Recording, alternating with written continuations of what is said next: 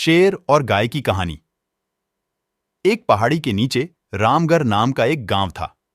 गांव के सारे जानवर हरी घास खाने के लिए सुबह उसी पहाड़ी के ऊपर बसे जंगल में जाते और शाम होते होते घर वापस आ जाते थे।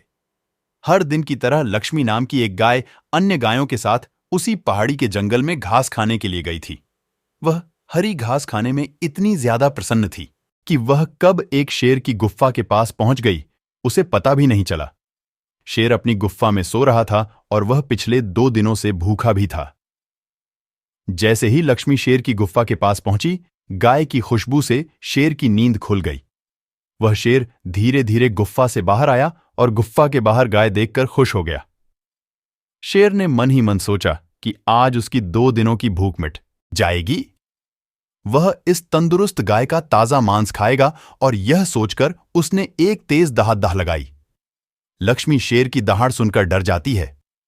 जब वह अपने आसपास देखती है तो वहां दूर दूर तक उसको कोई भी दूसरी गाय नहीं दिखी। जब वह हिम्मत करके पीछे मुड़ी तो उसे सामने शेर खड़ा हुआ दिखाई दिया। उस शेर ने लक्ष्मी को देखकर फिर से दहाड़ लगाई है और लक्ष्मी से कहा, मुझे 2 दिनों से कोई शिकार नहीं मिल रहा था, मैं भूखा था। शायद इसलिए भगवान ने मेरा पेट भरने के लिए तुझे मेरे यहां पर भेजा है। आज मैं तुझे खाकर अपनी भूख मिटा लूंगा। शेर की बात सुनकर लक्ष्मी डर जाती है। वह रोते हुए शेर से कहती है, मुझे जाने दो, मुझे मत खाओ। मेरा एक छोटा बच्चा है जो अभी सिर्फ मेरा ही दूध पीता है और उसे घास खाना अभी तक नहीं आया है। लक्ष्मी की बात सुनकर शेर हंसते हुए कहता है, तो क्या मैं अपने हाथ में आए शिकार को ऐसे ही जाने दूं? मैं तो आज तुझे खाकर अपनी 2 दिनों की भूख मिटाऊंगा। शेर के ऐसा कहने पर लक्ष्मी उसके सामने रोने लगी और विनती करते हुए कहती है कि आज मुझे जाने दो, मैं आज अपने बछड़े को आखिरी बार दूध पिला दूंगी और उसे बहुत सारा प्यारा करके कल सुबह होते ही तुम्हारे पास आ जाऊंगी। फिर तुम मुझे खा लेना और अपना भूखा पेट भर लेना। शेर लक्ष्मी की यह बात मान जाता है और धमकी देते हुए कहता है कि अगर कल तू नहीं आई तो मैं तेरे गांव आऊंगा, फिर तुझे और तेरे बेटे दोनों को खा जाऊंगा। लक्ष्मी शेर की यह बात सुनकर खुश हो जाती है और शेर को अपना वचन देकर गांव वापस चली जाती है।